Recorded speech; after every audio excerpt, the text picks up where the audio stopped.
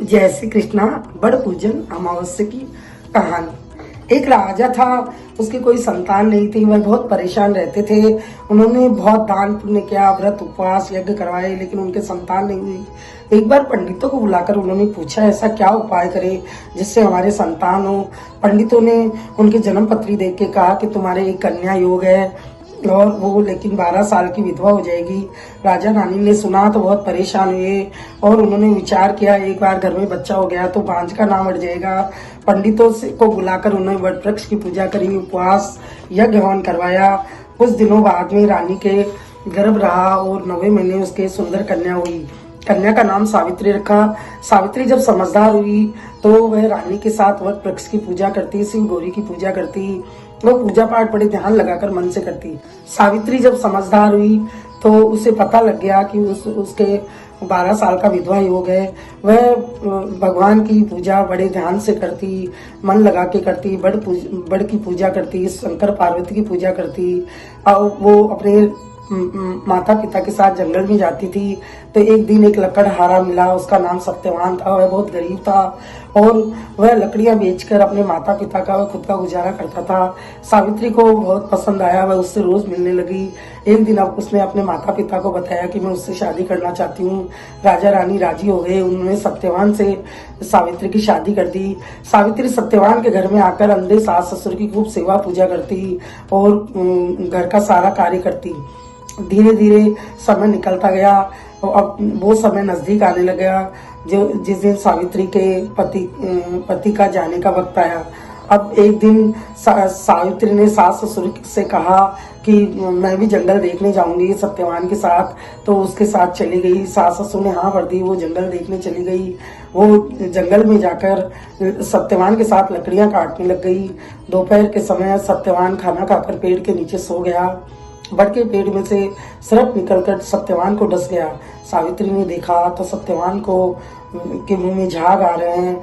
वह अपने पति को गोद में लेकर भगवान से प्रार्थना करने लगी और बड़ के पत्तों के गहने पहनने लग गई। उसने पहले बड़ की पूजा करी, बड़ के पत्तों के गहने पहने और गोदी में लेके पति को बैठ गई। शंकर पार्वती आकाश मार्ग से जा रहे थे। पार्वती जी ने रोने की आवाज सुनी तो भगवान से कहा कि कहाँ से आवाज आ रही है। दोनों ने आकाश मार्ग से उतरकर सावित्री के पास आए, उसको रोने का कारण पूछा। सावित्री ने बताया कि सत्यवान की मृत्यु हो गई है।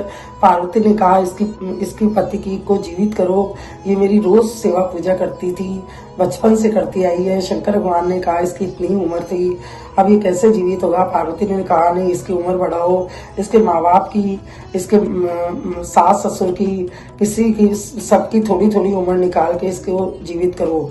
भगवान ने कहा सावित्री तुम उठकर वापस बड़ की पूजा करो, बड़ के गहने पहनो, बड़ के पूजन से तेरा पति जीवित हो जाएगा। यह कहकर भगवान अंतर्ध्यान हो गए। अब सावित्री ने उठकर बड़ की पूजा करी, बड़ के गहने पहने और वापस आकर सत्यवान को गोदी में लेकर बैठ गई। अब थोड़ी देर बाद धर्मराज के दूत सत्यवान को लेने आए। वह यमदूत सावित्री को दिखने लगे। सावित्री ने कहा मैं मेरे पति को नहीं ले जाने दूंगी। उन्होंने खूब समझाया लेकिन सावित्री ने हट कर ली। आखिर यम के दूत भी पतिव्रता के आगे हार गए। उन्होंने कहा तुम कुछ मांग लो, लेकिन इसको तो हम लेकर ही जाएंगे। उसने कहा मुझे वचन दो। उन्होंने वचन दिया। सावित्री ने पहला वर मांगा, मेरे सास ससुर अंधे हैं, उनकी आंखों की ज्योति आ जाए, मेरे माँ बाप के पुत्र हो जाए। तो उन्होंने तथास्तु कह दिया। अब वह सत्यवान को लेकर आगे बढ़ने लगे। सावित्री पीछे पीछे चलने लगी।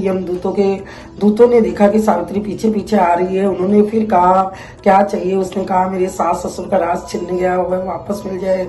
उन्होंने यह वर देकर उसको वापस लौटने के लिए कहा, लेकिन सावित्री ने कहा कि जहाँ मेरा पति होगा मैं वहीं जाऊंगी, वहीं रहूंगी। वह नहीं मानी।